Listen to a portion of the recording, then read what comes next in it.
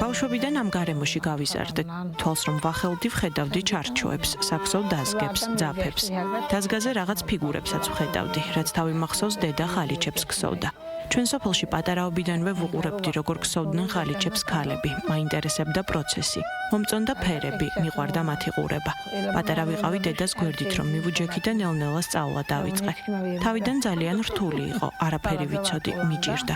მერე გამოცდილება დავაგროვე, ვისწავლე და მას შემდეგ არ გავჩერებულ ვარ.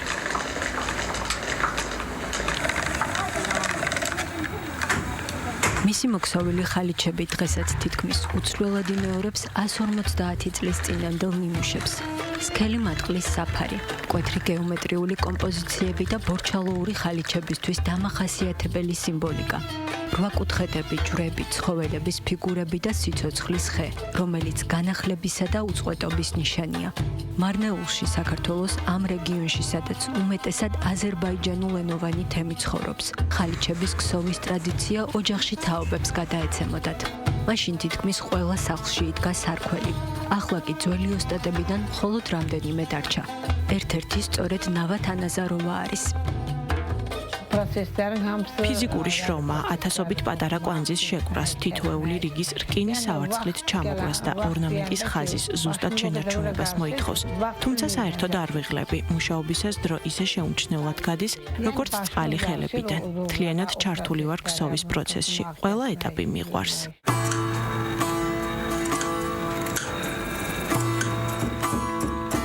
ეს ეტაპები კი ძაფის მომზადებით იწყება. ქსოველები დღესაც საკუთარი ხელით ამზადებენ მაღალი ხარისხის მატყლის ძაფს, რომელსაც შემდეგ ადგილობრივი ბუნებრივი საღებავები დღებავენ. როცა ძაფი მზად არის, ქსოველები მას სარქველზე აკრავენ. სარქველი ხის ჩარჩოა, რომლის წინაც დაბალ სკამზე ხდებიან და საათობით მუშაობენ.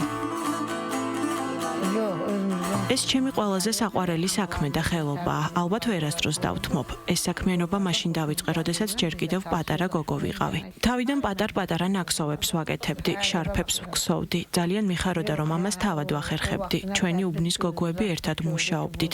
ერთს ჩანთას ვუქსოვდით, მეორეს შარფს ან საფულეს. სწორედ ასე დაიწყო ყველაფერი. ხალიჩები მხოლოდ ხელოვნების ნიმუში არ არის.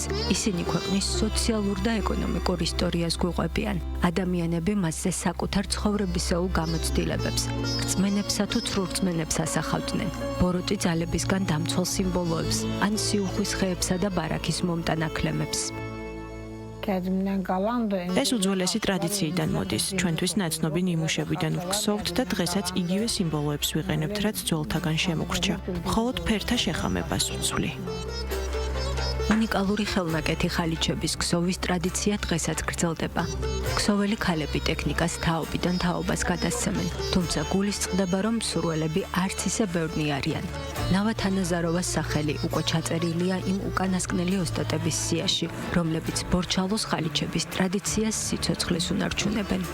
ვინც ამ ხელობას აფასებს, ის ცდილობს მის შესწავლას. შეიძლება სხვა მიმართულებით სწავლობდნენ, ან სხვა პროფესიას ირჩევდნენ, მაგრამ თუ ეს საქმე უყვართ, აინტერესებთ, მოდიან და ეცნობიან ამ ხელობას.